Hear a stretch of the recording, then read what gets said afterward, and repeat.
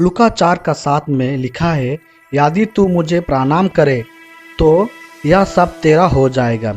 ईसाया नबी ने प्रभु यीशु मसीह के विषय में उनके जन्म से पहले लिखा कि प्रभु यीशु मसीह तुच्छ जाना जाएगा, लोग उसे त्याग देंगे, उसको इस संसार में दुखों और सतावट से होकर गुजरना पड़ेगा, लोग उसे पहचानने से इनकार कर देंगे। और वास्तव में ऐसा ही हुआ। ईसाया का किताब 53 का 3 से 9 में लिखा है, जब प्रभु यीशु मसीह का जन्म हुआ तो उसके लिए सरस में जगह ना थी, जिसने सारी सृष्टि को बनाया, जो सृष्टिकर्ता है, जो सबका परमेश्वर है, जिसके वचन मात्र से सृष्टि की सृजना हो गई, उसके लिए सरस में जगह नहीं थी। यह पढ़कर ऐसा लगता है मानो किसी पिता के लिए अपने घर में जगह ना हो। ऐसा लगता है कि वाणी तो है परंतु शब्दों के लिए स्थान ना हो, फूल तो है परंतु सुगंध के लिए उसमें जगह ना हो। जब प्रभु यीशु मसीह इस संसार में आया तो उसने हर प्रकार के सतावट को सहा। मत्ती 8 का 28 से 34 में वर्णन है कि कुछ मनुष्य थे जिसमें दुष्ट आत्माएं थी। प्रभु यीशु मसीह ने उनकी दुष्ट आत्माओं को निकलकर सूअर पर भेज दिया और सूअर मर गया। सारे नगर के लोग यीशु से भेंट करने को निकल आए और उसे देखकर विनती की कि हमारे सिवानों से बाहर निकल जा। प्रभु यीशु मसीह ने एक व्यक्ति को बचाया था, उसकी आत्मा के लिए प्रमुख थी परंतु लोगों के लिए उनके सूअर प्रमुख हो गए। वे प्रभु यीशु मसीह से कहने लगे कि तू हमारे स्थान से चला जा। लूका 4 का 16 से 30 में नसरत नगर का वर्णन है। नसरत वह स्थान था जहां प्रभु यीशु मसीह पला बढ़ा था, वहां उसका बचपन गुजारा था। उस नसरत नगर में कलीसिया की आराधना में प्रभु यीशु मसीह प्रचार करने के लिए गया। जब प्रभु यीशु मसीह ने प्रचार किया तो लूक 4 का 28 का 29 में हम पाते हैं, ये बातें सुनते ही जितने आराधनालय में थे सब क्रोध से भर गए और उठकर उसे नगर से बाहर निकाला और जिस पहाड़ पर उसका नगर बसा हुआ था उसकी चोटी पर ले चले कि उसे वहां से नीचे गिरा दे। उसने इस कार्य से निराश होकर प्रभु यीशु मसीह वहां से चला गया और कहा कि भविष्यदाता अपने देश में मान सम्मान नहीं पाता। आज 2000 वर्ष के बाद परिस्थितियां बहुत बदल गया।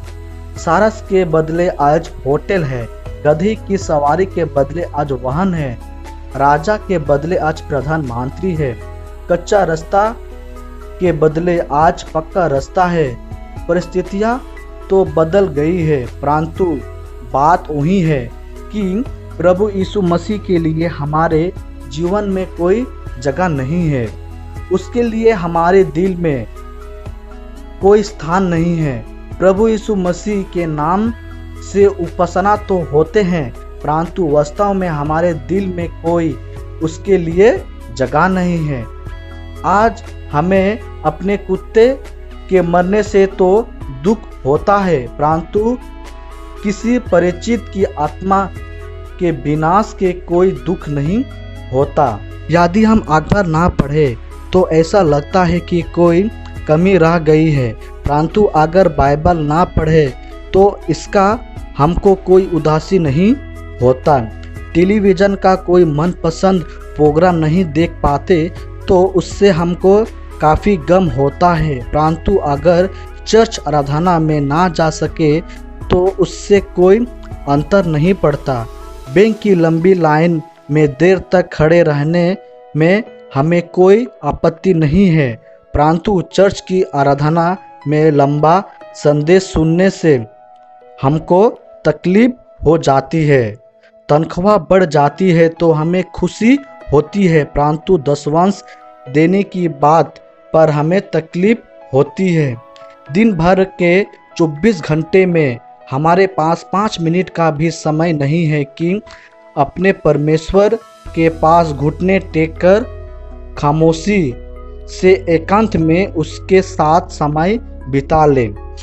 हमारे पास समय नहीं है कि अपनी रक्षा के लिए, अपनी आत्मा के उद्धार के लिए 5 मिनट प्रार्थना में बिता ले। परमेश्वर के लिए, प्रभु यीशु मसीह के लिए हमारे दिल में कोई स्थान नहीं होता, परंतु परमेश्वर हमें मौका देता है कि हम अपने हृदय में उसको स्थान दें। जब क्रिसमस आता है तो मानो फिर प्रभु यीशु मसीह एक बार हमारे परिवार के दरवाजा को, हमारे दिल के दरवाजा को खटखटाता है, परंतु भीतर इतना शोर है कि हमको उसके खटखटाने का शब्द सुनाई नहीं देता। इस बार जब यह क्रिसमस आए तो मैं आपसे यह कहना चाहता हूँ कि प्रभु यीशु मसीह के खटखटाने का शब्द हम सुने। परमेश्वर हम सबको आशीष दे कि हम परमेश्वर के सच को पहचाने, उसे अपने जीवनों में ग्रहण करें, उसे अपनी आत्मा में उतारे और उसके बनाए हुए मार्ग पर चले। प्रभु आपको आशीष दे।